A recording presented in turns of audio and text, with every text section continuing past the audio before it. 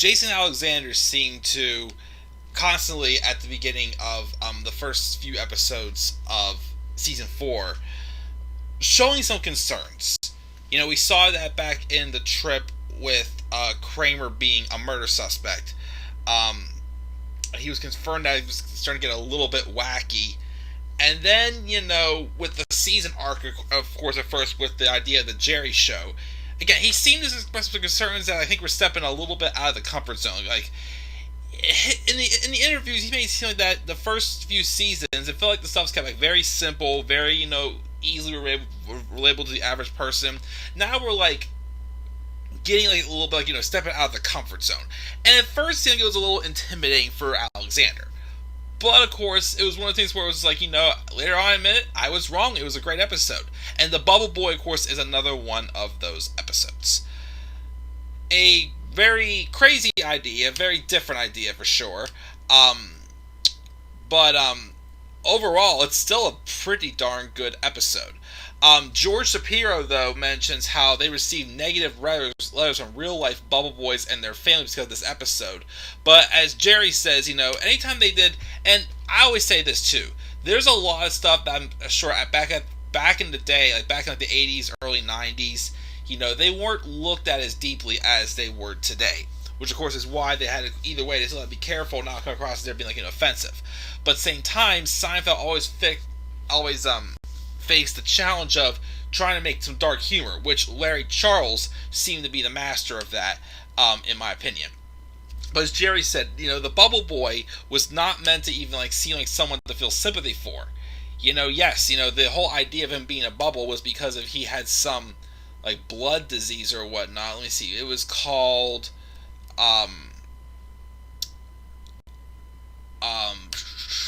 it was called, I saw it here a second ago.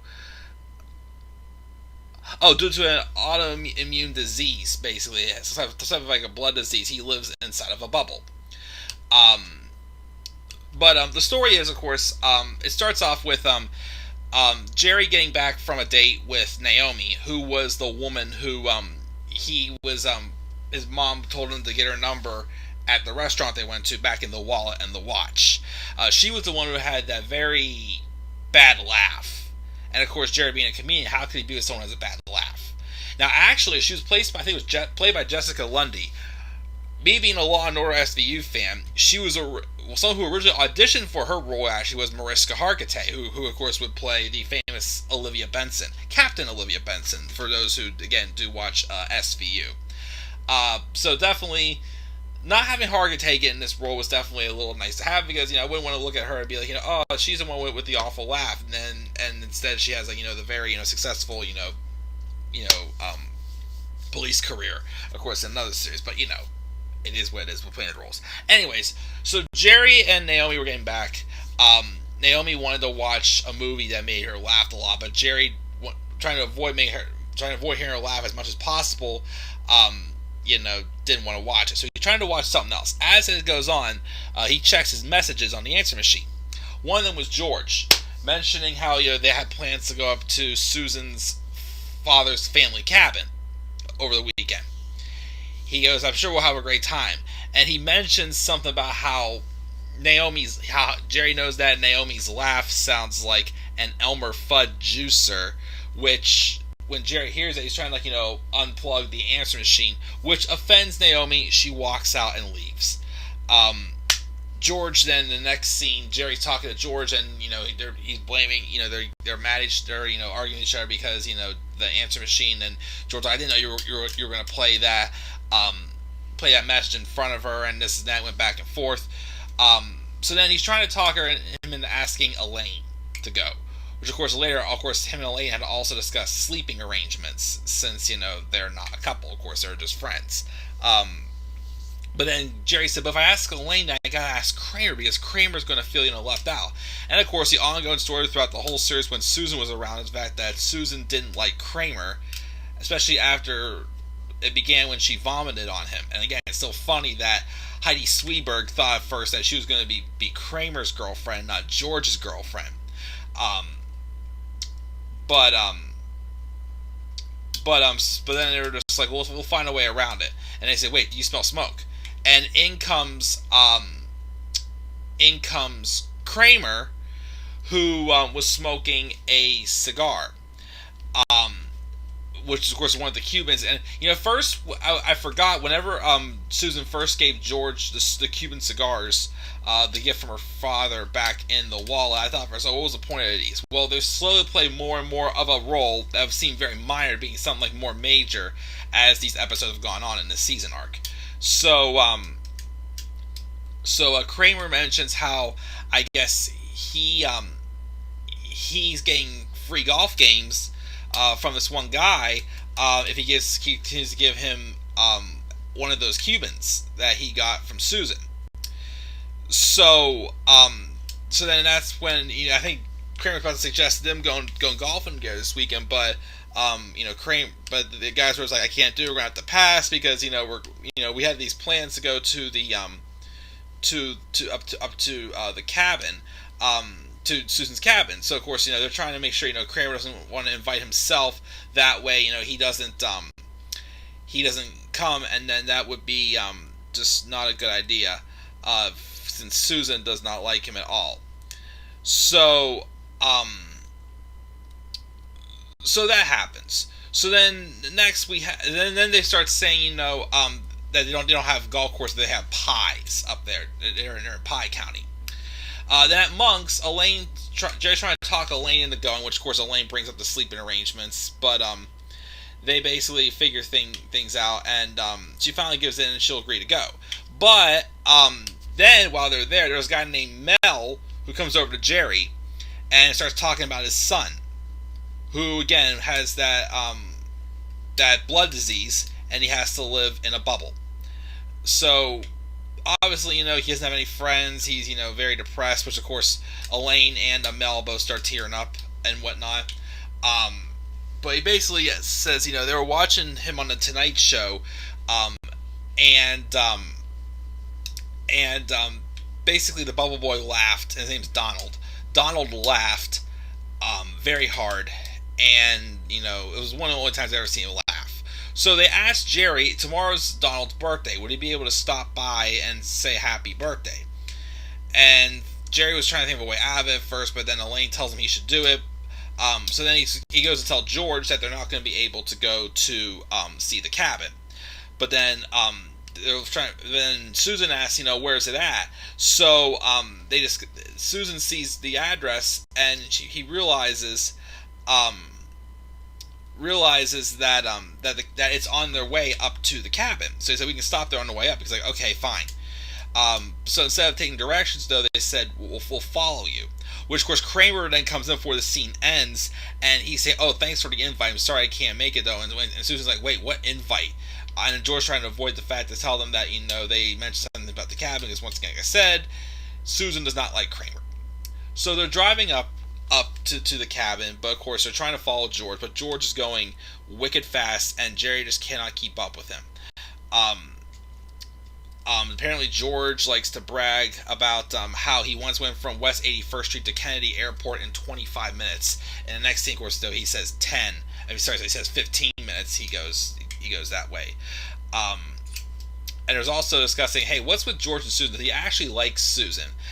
Jerry's like, I don't know if he likes her as much as he likes it. They cut to the next scene where they're in the car, and Susan's like trying to put the moves on George, and George's like, not now, I'm driving. Which is really one of the few times they've really shown. I can remember as of now of Susan trying to really turn George on. But of course George is going super fast, and Jerry didn't bring any directions with him, and he loses George. And of course Jerry's like flipped out because he has no clue how to get to the Bubble Boy's place. He has no clue how to get to the cabin. So but of course he knows that George is blared on not gonna take any responsibility for him getting lost. So they stop at some diner instead to at least figure out what to do from there. George and Susan still drive to the Bubble Boy's place, and of course again Susan's still trying to put the moves on George while they're walking to the front door, and he's like, cut it out, this and that. But George is too afraid to go in because he thinks he's going to just cause chaos. He's uncomfortable, doesn't know what to do in those situations. He mentions how it happened one time, and his grandmother ended up dying from from dying. He always feels like that he was responsible for it. So So meanwhile, back at the diner, um,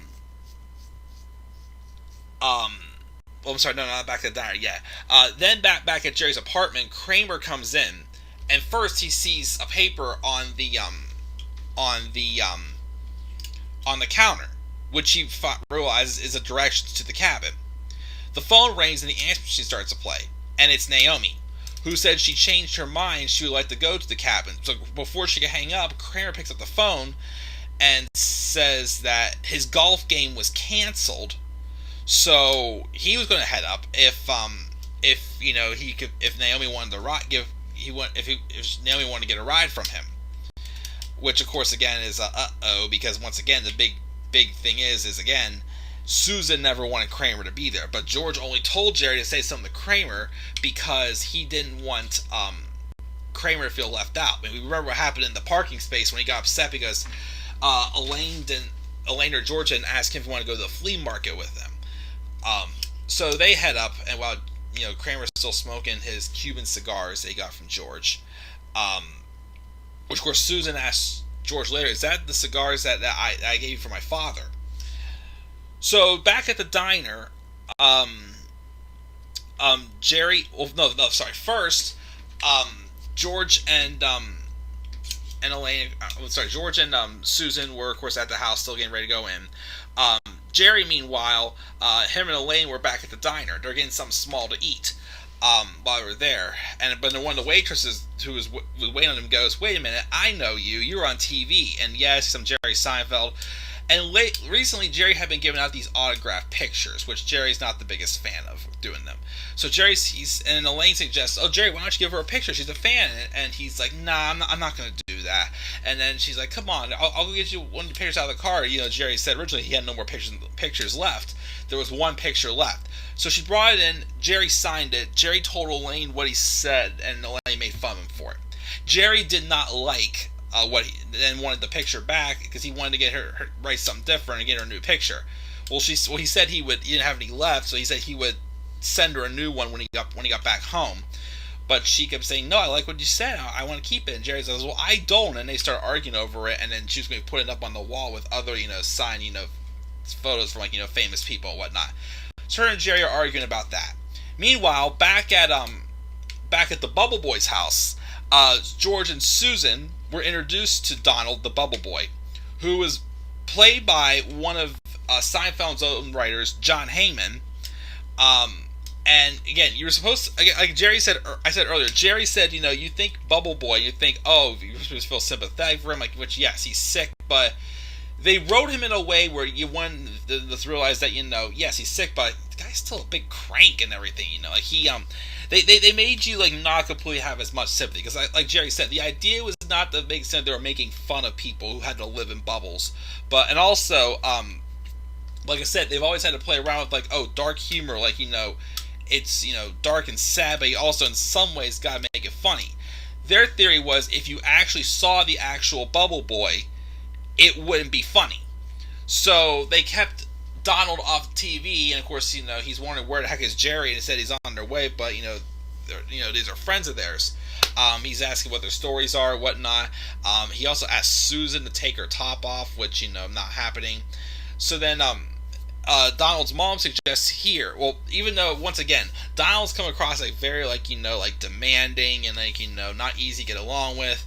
The mother, believe it or not, instead of just standing up to her son, was always embarrassed with how with his anger. I thought she would have been Donald, behave yourself or whatnot.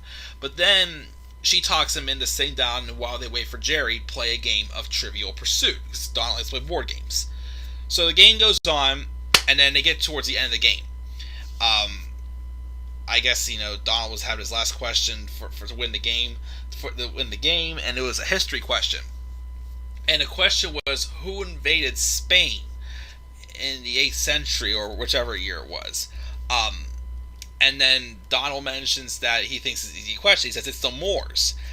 But then George says, "Oh, no. I'm sorry, it is the Moops. The correct answer is the Moops."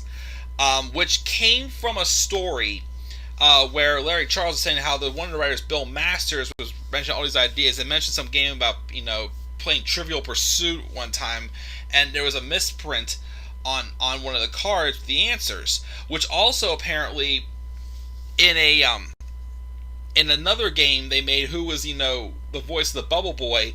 They made the error and said that Larry David was the voice of the Bubble Boy when it was actually John Heyman.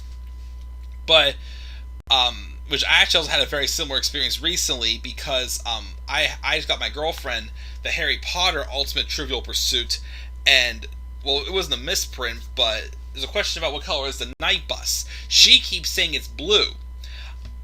In the movie, like, everywhere you look it up and everything, it's purple. But she keeps trying to convince me that it's blue. It's just a funny argument, don't get me wrong. But I always think back to that because they're both Trivial Pursuit incidents. But George keeps saying, I'm sorry, the card says moops. And then Donald's like, there's no moops, it's Moors. And then they start arguing, and then Donald grabs George by the throat and starts choking him. And then, Donald's parents are trying to get Donald off of him. And here's the thing, people are going to blame that George was the one who almost killed the Bubble Boy because his bubble bursted, but it was Susan who was like banging on him saying, get off of him, get off of him. She bursted the Bubble Boy's bubble, or Donald's bubble. But when that happens, then there's people running into a nearby diner saying that, some crazy bald man tried to kill the Bubble Boy and whatnot. Which, of course, in the meantime, that waitress that Jerry was trying to get that photo back from was, like, choking Jerry. And then they realized the Bubble Boy lives, like, very close by to where they're at now. So they followed them. They went to the house. As the Bubble Boy was being taken out on a stretcher, Jerry tells him happy birthday. It's like, it's about time you get here and whatnot. And everybody's trying to charge at George because they say he's the one who tried to kill the Bubble Boy. So they run off. Meanwhile, in the midst of all this, Kramer and Naomi arrive up at the cabin. Thinking that, Jerry, George, Elaine, and Susan were already there, they didn't answer the door. They climbed through the window. And then they both went out to go fishing. Well, Kramer put his lit cigar on top of, right above where the fireplace was. And when they walked out, the cigar fell off and landed on some papers. Later, after the incident with the Bubble Boy and they escaped, the four of them were driving up to the cabin when fire trucks were passing them by. They then get to the cabin, they smell smoke, and then they see the cabin was on fire. Of course, in the middle of that, George is telling Susan that she forgot to give him the change for the tolls on the toll road, which, again, like, George, like, it's not important right now. The woman's father's cabin is burning down. So then Kramer and Naomi come out of nowhere. They were singing together, and they're like, what are you doing here? And then they see that the cabin's burning. Then Jerry motions something about, like, him lighting a cigar. And then Kramer runs back to the town going, oh, my Cubans! Because, of course, he needed those Cubans to get into that golf course for free. But, yeah, it was the Cuban cigars that caused that fire to start.